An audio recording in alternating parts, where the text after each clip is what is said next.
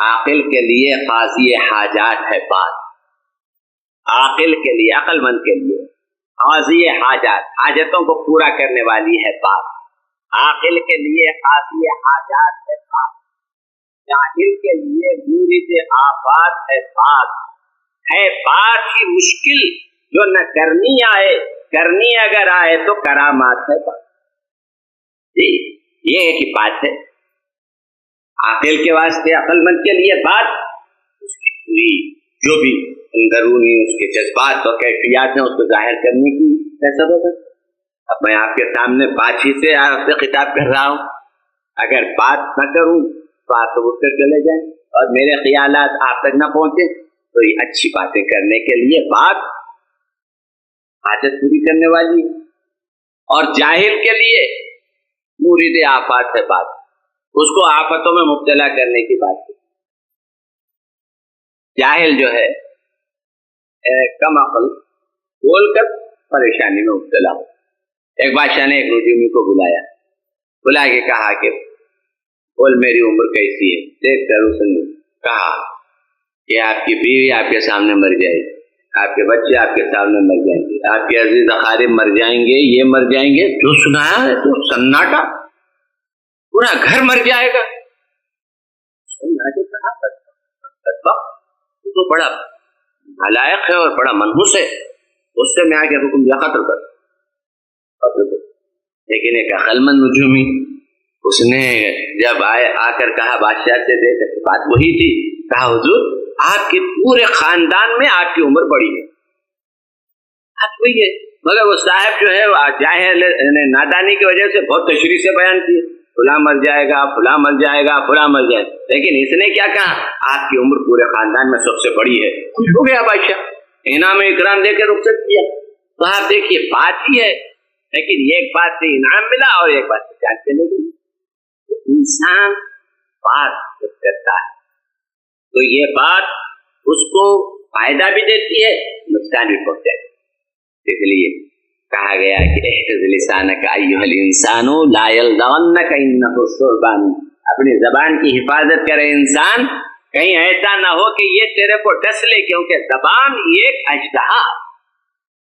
ایک بات یاد رکھیے، انسان اگر کسی کو تیر سے مارے یا تلوار سے مارے یا اور کسی چیز سے زخمی کرے تو وہ چند دن میں مرہم وغیرہ لگا کے صاف ہو جاتا، زخم بھر جاتا، لیکن اگر زبان سے کسی کے دل کو زخم پہنچائے تو یہ ہرا رہتا ہمیشہ بھرتن، یہاں وہ نظر آیا اور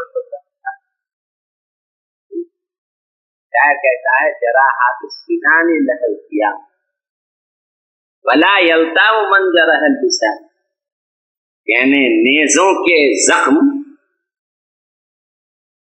یعنی علاج سے اچھے ہو جاتے ہیں، لیکن زبان کے زخم جو ہوتے ہیں وہ کبھی بھی بھرتے نہیں، ہمیشہ ہرے رہتے، اگر سے مل بھی جائیں تب بھی فوراً دیکھتے آ جاتا ایسا بولا تھا، میرے کو ایسا ذلیل کیا تھا۔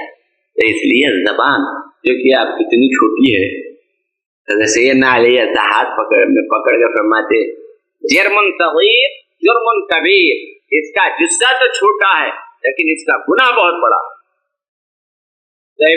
زبان کے گناہوں میں کوئی بات چغل، ادھر کی بات ادھر، ادھر کی بات ادھر، حالانکہ حکم یہ ہے دو مسلمانوں میں صلح کرانے کے واسطے اگر کوئی جھوٹ بھی بول دے اللہ معاف کر دیتا ہے۔ مثلا دو بھائیوں میں لڑائی ہے، بڑے بھائی مل کے بولے کہ چھوٹا کیسا نالائق ہے، صاحب نے کہا نہیں چھوٹا تو آپ کے بارے میں بہت اچھے خیالات ظاہر کر رہا تھا، حالانکہ وہ گالیاں دیا تھا، لیکن انہوں نے کیا کیا، ذرا دوستی اور صلح کرانے کے لیے کہا کہ وہ تو کہہ رہا تھا کہ بڑے بھائی باپ داخل ہیں، باہر والوں نے بیچ والوں نے بھائی کو میرے سے پسند کر دیا ہے، ایسا ہو رہا تھا۔ کیوں؟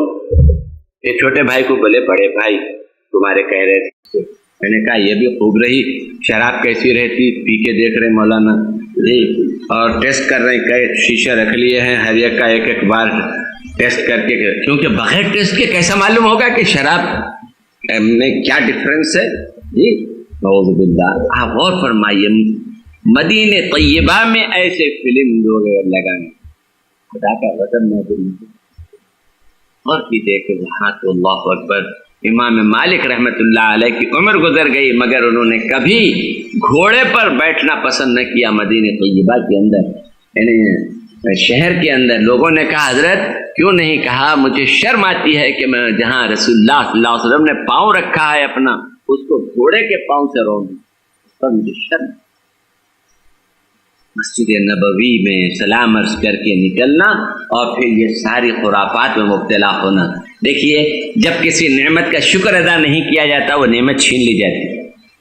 آج آپ دیکھ رہے ہیں یا تو جہاز بھر کے ادھر آ رہے تھے یا جہاز بھر کے ادھر سے ادھر جا رہے ہیں، جہازوں سے اتر رہے ہیں کئی صاحبین۔ ابھی کیا ہے جناب فروج کا لگ گیا ہے جی، کیوں؟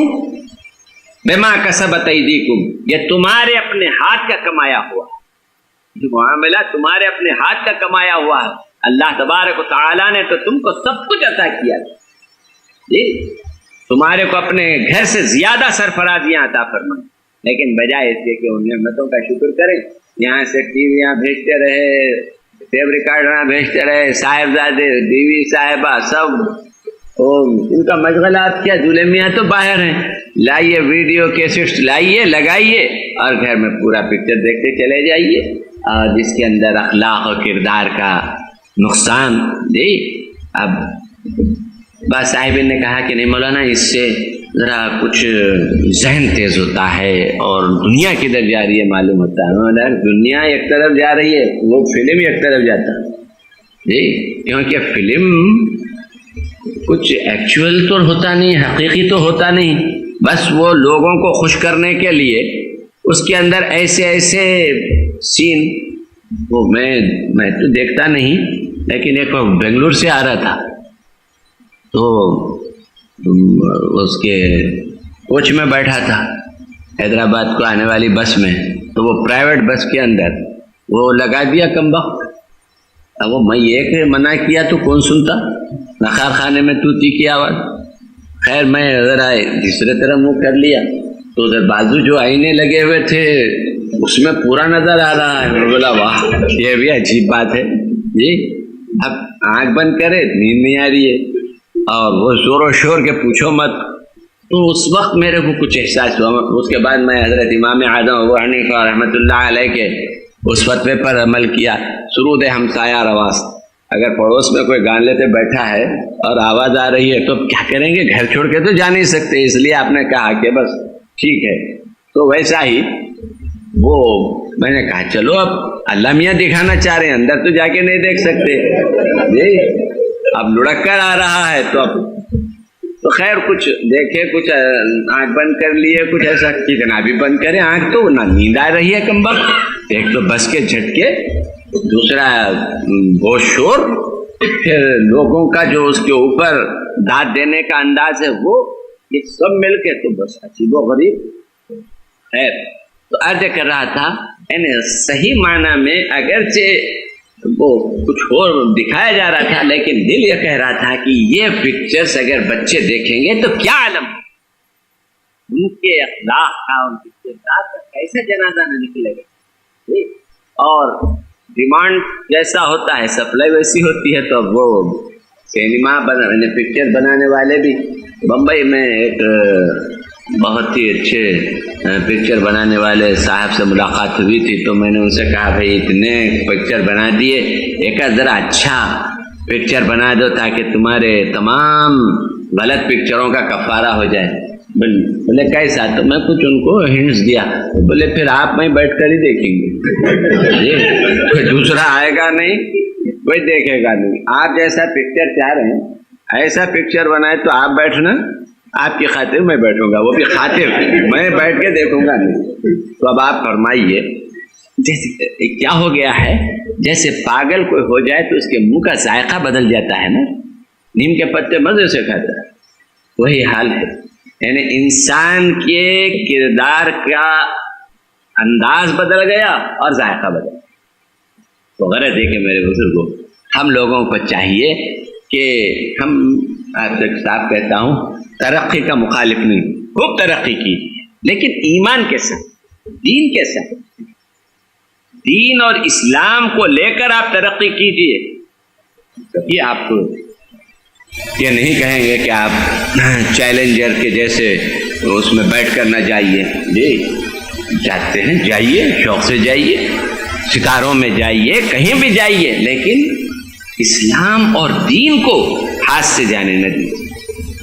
یہ اسلام جو ہے کبھی آپ کی ترقی میں حارج نہیں ہوتا، کبھی آپ کے اعلیٰ ترین خیالات کو وہ نظر انداز نہیں کرتا، بلکہ ہر ایک کی قدر کرتا ہے. لیکن کہتا یہ ہے کہ تم اسی چوکھٹے کے اندر رہو جو محمد رسول اللہ صلی اللہ علیہ وسلم نے اللہ کے حکم سے تمہارے لیے مقرر کر دیا ہے. کیوں؟ اس سے آگے چلے جائیں تو اللہ کا کوئی نقصان نہیں. فرض کیجیے پوری دنیا اللہ کو نہ مانے تو اللہ کا کیا نقصان ہونے والا ہے؟ پورے لوگ اللہ تعالیٰ کی عبادت کرنے سے انکار کر دیں تو اللہ تعالیٰ کا کیا بگڑنے والا ہے؟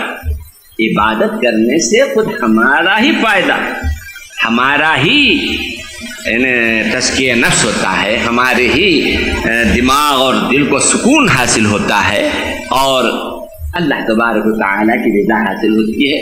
تو میرے بزرگوں، میں عرض کر رہا تھا کہ حضرت صلی اللہ علیہ وسلم کی اتباع سب سے اہم، سب سے ضروری. اور یہ اتباع کے کیا معنی ہے؟ یہ نہیں کہ کچھ لے لیا کچھ چھوڑ دیا، جی یہ نہیں. کمانڈر کا ہر حکم بڑا ہے. ایک امریکن صاحب مسلمان ہوئے تو اس کے بعد انہوں نے پوچھا کہ رسول اللہ صلی اللہ علیہ وسلم کیا کیا کرتے تھے، تو اب لوگ بتانے لگے جو کچھ ہے شملہ بنتے تھے. انہیں وہ عیسائی جو کبھی بھی ہیٹ کے بغیر رہا نہیں، جی شملہ بن لیا.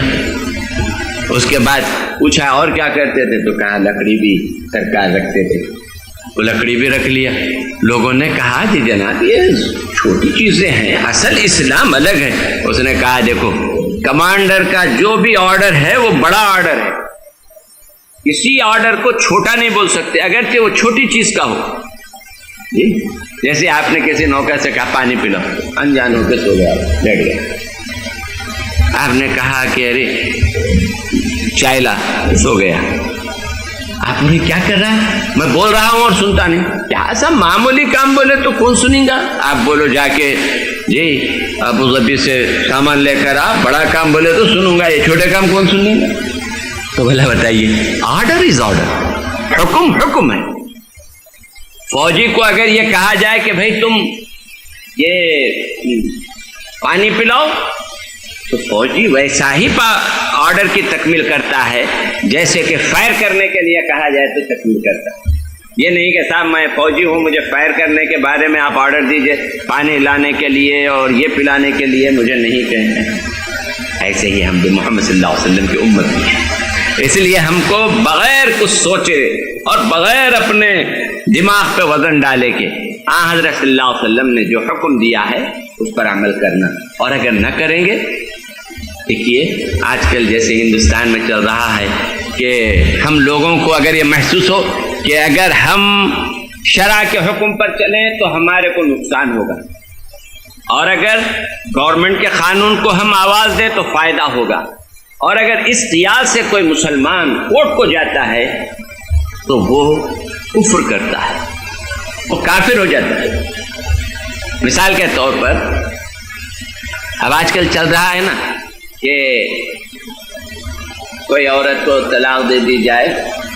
پہلے تو طلاق وغیرہ دینے کا ایک مجبوری کے لحاظ سے اس کی اجازت دی گئی ہے، مجبوراً طلاق وغیرہ ہوتی ہے، ورنہ طلاق سرکار فرماتے ہیں اللہ کی جائز کردہ چیزوں میں سب سے اللہ کو ناپسند چیز طلاق. اور اس کو ایسی چیز یعنی ایسی صورت ہے جیسے کبھی کچھ انگلی اگر سڑ جائے تو بڑی عزیز انگلی ہوتی ہے لیکن اس کو کاٹ دینا پڑتا ہے تاکہ سکون ملے. جی ایسے ہی کبھی میاں بیوی میں اتنے اختلافات ہو جاتے ہیں کہ وہ کسی صورت جم نہیں سکتے. ایسی صورت میں دونوں کی زندگیاں سہان روح بن جاتی ہیں.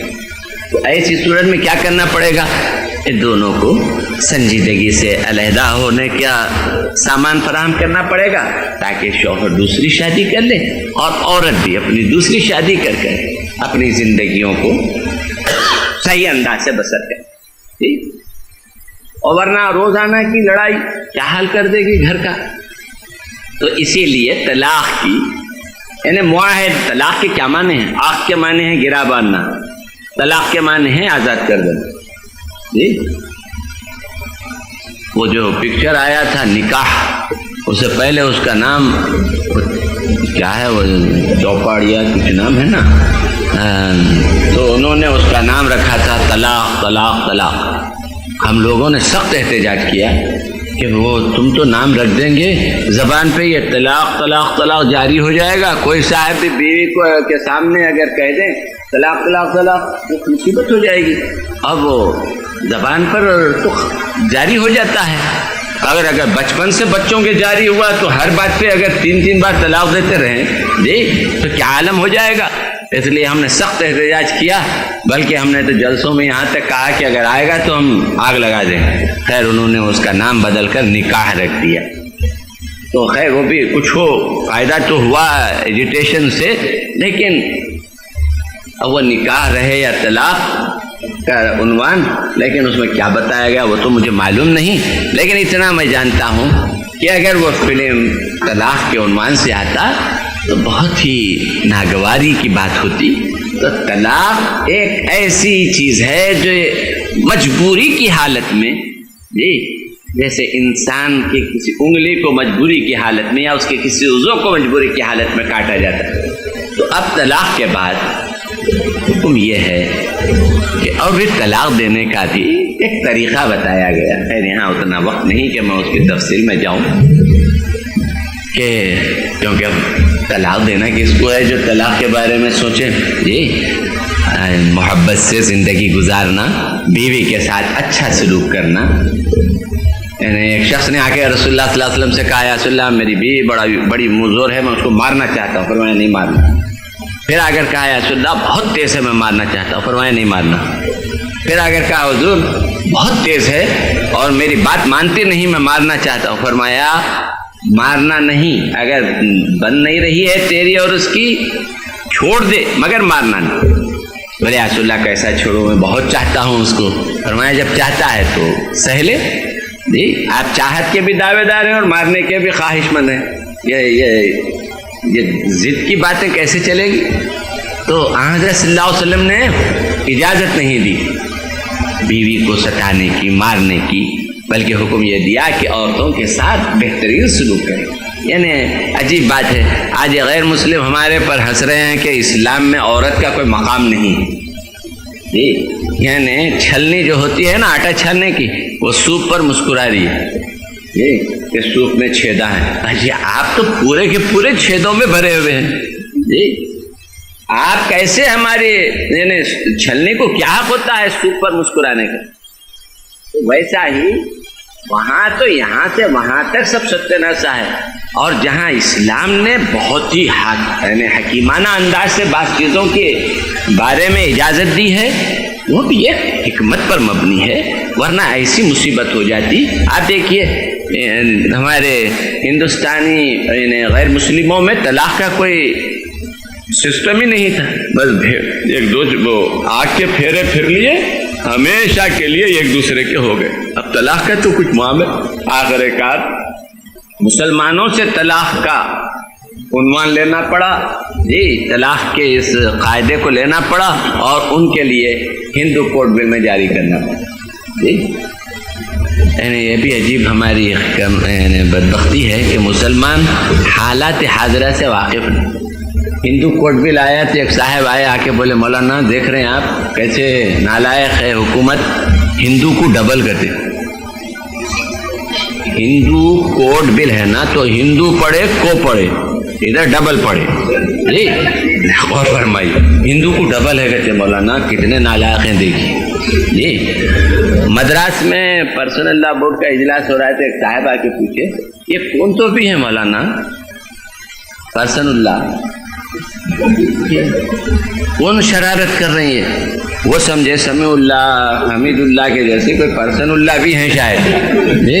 میں بولا عجیب ہے، آپ بھی اتنی پورے ہندوستان میں ہنگامہ ہو رہا ہے اور ابھی آپ جو ہے پرسن اللہ سمجھ کے خفا بھی ہو رہے ہیں کہ آخر کون ہے ایسا نالائق. میں نے کہا لا ہے رہی ہے پرسن اللہ، شخصی قانون یہ، اور یہ اصل میں ڈیوائن لا، قرآن خدائی قانون ہے، اور حکومت کی زبان میں اور قانون کی زبان میں پرسن اللہ ہے، مسلم پرسن اللہ. ہماری قوم دنیا کدھر بھی جائے بس ان کو کچھ بھی فکر نہیں، تھوڑا بہت کچھ سن لیے بس اسی پہ کبھی تو خود اپنی تو سمجھ سے آزردہ رہے اور کبھی. تو اب آپ غور فرمائیے کہ اگر کوئی عورت یہ خیال کرے کہ میرے کو حکومت کے قانون سے زیادہ ملے گا اس لیے وہ کورٹ میں چلی جائے اور خدائی قانون سے کم ملنے کی وجہ سے کوئی اللہ کے احکام کے تحت ملنے والے فتوے کو نہ مانے تو کافر ہے. کیوں؟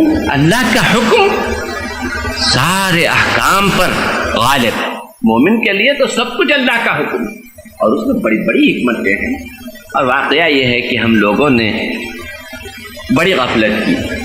یعنی آج ایک صاحب نے کہا مولانا آج آخر ہماری زندگی ہندوستان میں اتنی تکلیف دہ کیوں ہے؟ میں نے کہا یہ آپ کو اور ہم کو سزا دی جا رہی ہے قدرت کی طرف سے، اور ان لوگوں کی فطرت سزا دے رہی ہے ہم کو.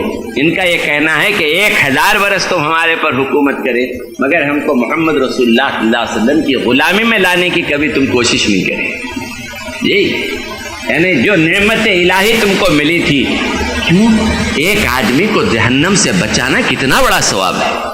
تم 1000 برس تک حکومت کی اور کروڑوں آدمی تمہاری حکومت میں جہنم رسید ہو گئے مگر تم نے ان کو ہدایت کی طرف بلایا نہیں. اور میں یقین سے کہتا ہوں زمانے میں اگر تھوڑی سی توجہ دی جاتی اسلام کی اشاعت پر تو آج ہندوستان کی تاریخ کچھ اور ہو. مگر ہمارے دوستوں نے، ہمارے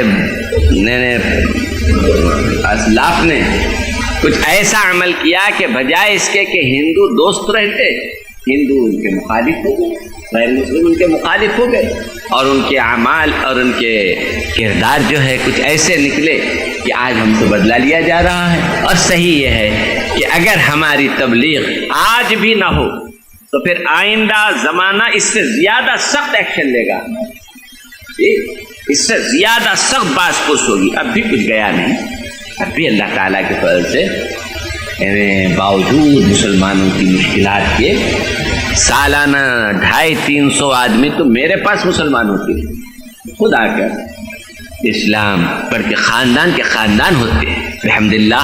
ان میں کئی حافظ قرآن، کئی عالم دین. اب آپ کو خوشی ہوگی کہ ہمارے دارالعلوم میں جو حدیث کی اعلیٰ تعلیم کی جماعت قائم ہوئی ہے جس میں فاضل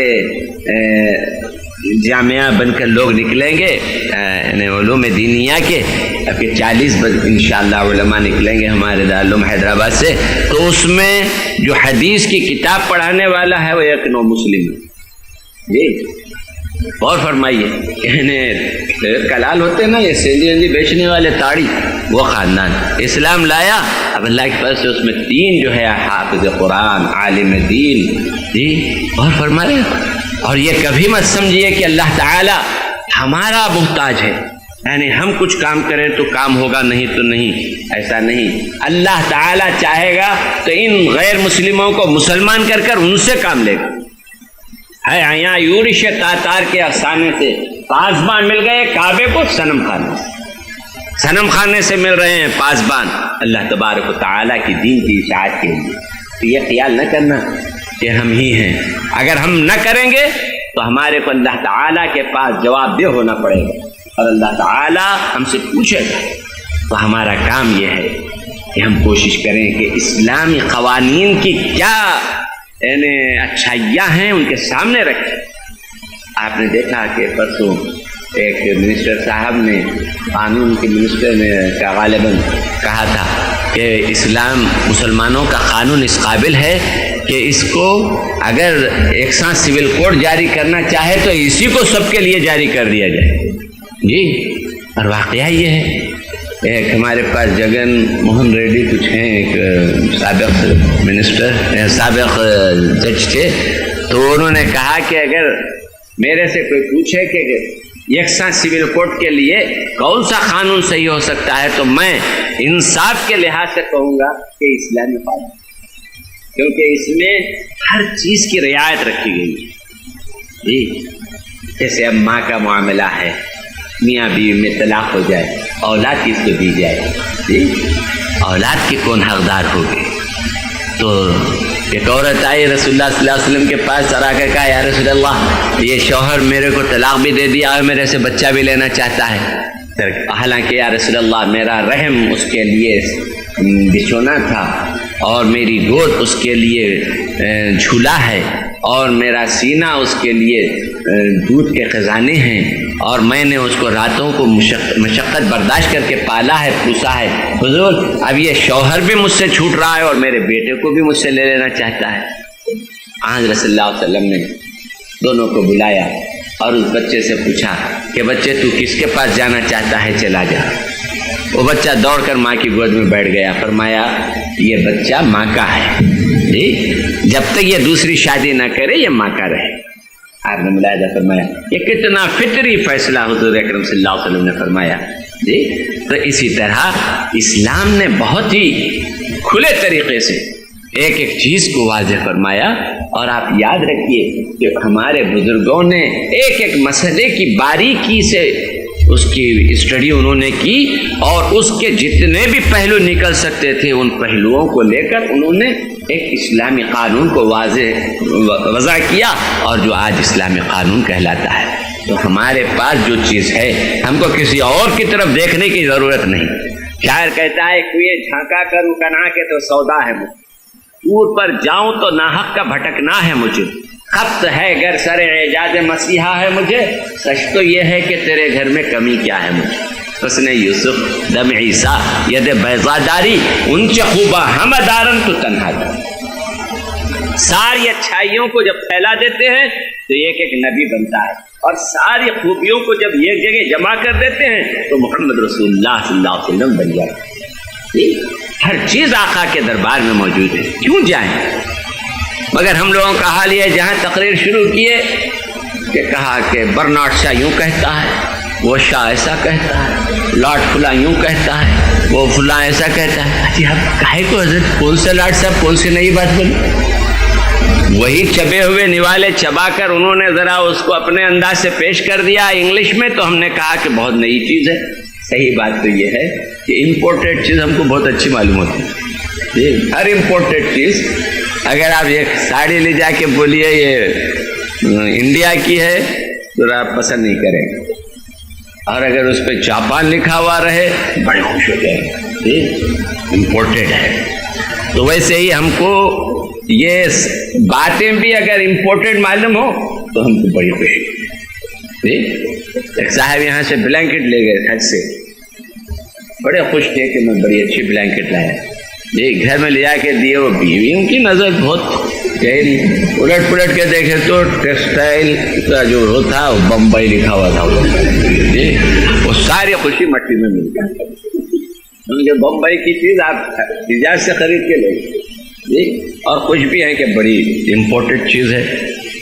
بعد میں یہ کہا کہ امپورٹڈ یعنی ایکسپورٹ کا مال ہے، ایکسپورٹ کے قابل مال، اس واسطے باہر کا بہت اچھا ہوتا ہے۔ ارے دیکھیے اب کچھ نہ کچھ تو کہنا ہی چاہیے تھا۔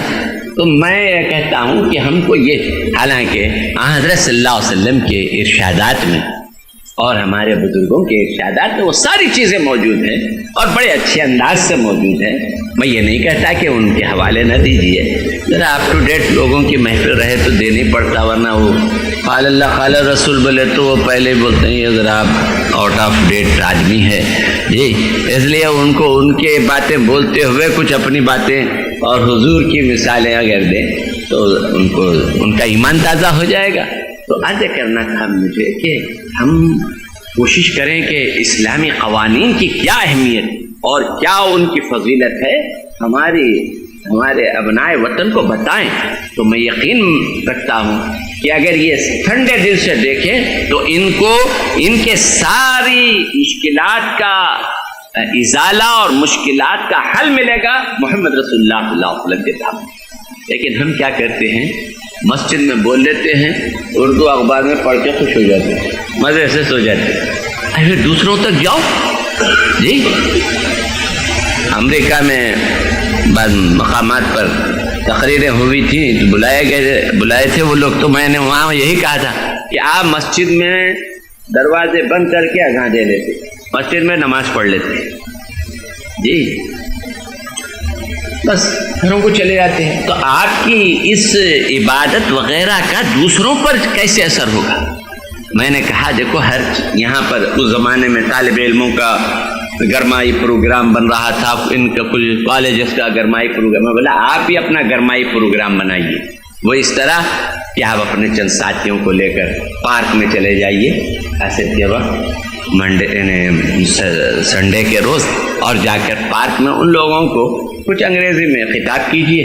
نتیجہ یہ ہوگا وہ دوسرے لوگ بھی آ کر سب کھڑے ہو جائیں گے اور ان کو اسلام کیا ہے معلوم ہو جائے گا۔ خطاب تو ہو رہا ہے بظاہر ان سے، لیکن حقیقت میں ان سے خطاب ہو رہا ہے، تو اس میں کیا ہوگا، ان تک اسلام پہنچ جائے گا۔ ہم لوگ کیا کرتے ہیں، سب چیزیں اندر اندر اندر اندر کرتے ہیں، ایسا معلوم ہوتا ہے کہ یہ صاحب یعنی جیسے وہ بعض صوفیاء کرام کے پاس ہوتا ہے نا کہ راز رہتا سینے سے سینے پر، کہ مرید ہوئے تو یہ بتاتے، دوسروں کو بتاتے نہیں، تو وہ سمجھ لیجئے بس ویسا ہی ہم نے بھی کہا اسلام ایک راز ہے، جی ایک سیکرٹ ہے، اور اس کو سینہ بسینہ ہی رکھنا چاہیے، ایسا ہم کو ان کے سامنے جانا ہے، ان کے سامنے بولنا ہے۔ آپ غور کیجئے، یعنی آوارگی کی تعلیم دینے کے لیے کیسے کیسے بھگوانا پیدا ہو رہے ہیں، جی مگر اور کہاں کہاں جا کر امریکہ اور ادھر ادھر آوارگی کی تعلیم دے رہے ہیں، اور مگر عجیب بات ہے، کروڑوں کے مالک ہونے کے بعد زمین تنگ ہو گئی ہے، دیکھیے رہنے کے لیے جہاں جا رہے ہیں وہاں سے بڑھائے جا رہے ہیں۔ پرسوں اخبار میں تھا کہ یونان سے ایتھنز سے بھی بڑھا دیا گیا کہ آپ جائیے یہاں آپ رہنے کے قابل نہیں۔ اور کیجیے، یعنی انسان جب شیطانیت پر آتا ہے تو شیطان بھی پناہ مانگنے لگتے، جی وہ اپ ٹو ڈیٹ قومیں بھی ان سے پناہ مانگ رہے ہیں کہ بھائی ایسے بھگوان کی ضرورت نہیں، اور ہمارے یہاں تو اسلام اتنا شستہ۔ اور واقعہ یہ ہے کہ ہم جب ایم اے میں پڑھتے تھے تو ہمارا مضمون تھا کمپیریٹیو اسٹڈی آف ریلیجنس، یعنی مذاہب میں آپس میں ایک پیپر تھا اس کا۔ تو میں یوں تو بچپن سے مسلمان ہوں اللہ کے فضل سے، لیکن اس عنوان پر جب مختلف کتابوں کی اسٹڈی کرنی پڑی تو میرا ضمیر یہ کہنے لگا کہ اللہ کا شکر ہے کہ اللہ نے ہم کو اسلام کے مذہب میں پیدا فرمایا، اور اللہ تعالیٰ کا احسان ہے کہ مسلمان بنائے۔ اور صحیح بات یہ ہے کہ اگر ہم غور کریں تو ہمارے اسلام میں وہ ساری چیزیں موجود ہیں، جی لیکن خالی یہ کہہ دینے سے کہ ہر چیز موجود ہے کام نہیں چلتا، اس کو بتانا پڑے گا اور قوموں کو بتانا پڑے گا۔ یوں ہم بات کر لیں اپنے لوگوں کو بتا لیں تو ان کا ایمان تو ہے ہی، ایمان زیادہ سے زیادہ مضبوط ہوگا، لیکن دوسروں کے سامنے اگر رکھے تو وہ ایمان اور اسلام کی حقانیت اور اس کی اچھائیوں کو دیکھ کر وہ اسلام کی طرف آئیں گے۔ تو میں عرض کر رہا تھا کہ اللہ تبارک و تعالیٰ نے رسول اللہ صلی اللہ علیہ وسلم کی اتباع کا حکم دیا، ہمارے بھائیوں کو بھی اور بہنوں کو، اور اتباع کچھ مشکل نہیں۔ حضرت صلی اللہ علیہ وسلم کے پاس ایک صحابہ یعنی ایک بدوی آیا اور آ کر کہا یا رسول اللہ میں بہت دور سے آیا ہوں، میں گھڑی نہیں آ سکتا، اور اس راستے بھی نہیں آ سکتا کہ بیچ میں میرے کچھ مخالف قبیلے ہیں، میری جان کا اندیشہ ہے، آپ سیدھی باتیں چند بتا دیجئے تاکہ میں اس پر عمل کروں، اور ختم۔ سرکار عالم صلی اللہ علیہ وسلم احکام پنج وقتہ نماز اور ارکان پنجگانہ کے بارے میں فرمایا، اور اس کے بعد فرمایا زکوٰۃ دینا اور برائیوں سے بچنا۔ اور وہ یہ کہتے ہوئے یا رسول اللہ میں اس سے نہ بڑھ کے کروں گا نہ کم کروں گا، خدا حافظ پلٹا چلا گیا، بڑھ کے کرتا نہ کم کرتا۔ سرکار عالم صلی اللہ علیہ وسلم نے صحابہ سے فرمایا اگر کسی کو زندگی میں جنتی کو دیکھنا ہے تو اس کو دیکھو، اگر یہ جیسا کہہ رہا ہے ویسا کرے گا جنت میں چلے گا۔ تو آپ نے ملاحظہ فرمایا اسلام بہت آسان ہے، مگر اتنا آسان نہیں جتنا ہم بنا لیے۔ وہ اتنا آسان نہیں ہے جمعہ نہیں پڑھے تو چل جائے گا۔ ایک صاحب کو دیکھا سو رہے جمعے کے بعد تک، کیا حضرت؟ بولے آج تو ہالیڈے ہے جی، 8 دن کی 6 دن کی نیند 7ویں دن نکالنا وہ تو ضروری ہے۔ حالانکہ نماز جمعہ چھوڑ دینا کتنے افسوس کی بات۔ پاکستان میں واز کے لیے بلائے تھے تو میں حاضر ہوا تھا، تو وہاں میں نے کہا لوگوں سے کہ بھائی ہندوستان میں ہمارے اذان کے وقت اور نماز کے وقت جب ہم باہر کچھ لوگوں کو پھرتے دیکھتے ہیں تو ہم سمجھتے ہیں غیر مسلم ہیں، مگر میں یہاں کیا سمجھوں یہاں کیا سمجھوں؟ یہاں بھی اذان کے بعد جب ہم مسجد میں جاتے ہیں باہر سینکڑوں پھرتے رہتے ہیں، تو آخر میں ابھی پاکستان میں کیا سمجھوں؟ تو اب وہ بیچارے اب کیا بولیں گے، بس ہم ہی سمجھ لیے کہ بس ہے مسلمانوں کا معاملہ۔ تو یاد رکھیے عورتوں کے لیے بھی نماز ویسے ہی ضروری ہے جیسے مردوں کے لیے ضروری ہے۔ کھڑے رہ کر نہیں پڑھ سکتے بیٹھ کے پڑھنا، بیٹھ کے نہیں پڑھ سکتے لیٹ کے پڑھنا، لیٹ کے ہاتھ کے اشارے نہیں کر سکتے تو صرف اپنے چہرے کا اشارہ کر کے نماز ادا کرنا، کیونکہ نماز تو کبھی معاف نہیں ہو سکتی۔ حضرت عمر نماز فجر پڑھا رہے ہیں، آپ کو پیچھے سے نماز کے لیے کھڑے ہیں، ایک کمبخت فیروز نے خنجر مار دیا، کئی ضربیں لگائی خنجر، آپ گر پڑے۔ گرتے گرتے آپ نے عبد الرحمن ابن عوف کا ہاتھ پکڑ کر اپنی امامت کی جگہ پر کھڑا کر دیا۔ انہوں نے چھوٹے سورے پڑھ کر نماز ختم کی۔ خلیفہ تڑپ رہا ہے مگر مومی کے نماز کی شان دیکھیے تو چھٹتی نہیں۔ خیر آپ کو اٹھا کر لائے اور مرہم پٹی کی گئی اور اس کے بعد آپ کی ذریعے نیند لگ گئی۔ صاحبزادے نے آ کر کہا بجن ظہر کا وقت ہو گیا ہے اٹھیے، اور آپ نے فجر بھی نہیں پڑھی ہے پوری، وہ بھی ادا کیجیے، قضا پڑھیے۔ حضرت عمر یہ نہیں فرماتے کہ بیٹے زخموں سے چور ہوں اور ابھی میری نیند لگی تھی، تڑپ تڑپ کر تم کیسے اٹھا دیے، بلکہ آپ نے کہا اللہ تجھے جزائے خیر دے بیٹے کہ تو نے مجھے نیند سے بیدار کر دیا اور نماز ضائع ہونے سے میری بچا لیا، اللہ تجھے اس کی جزا دے۔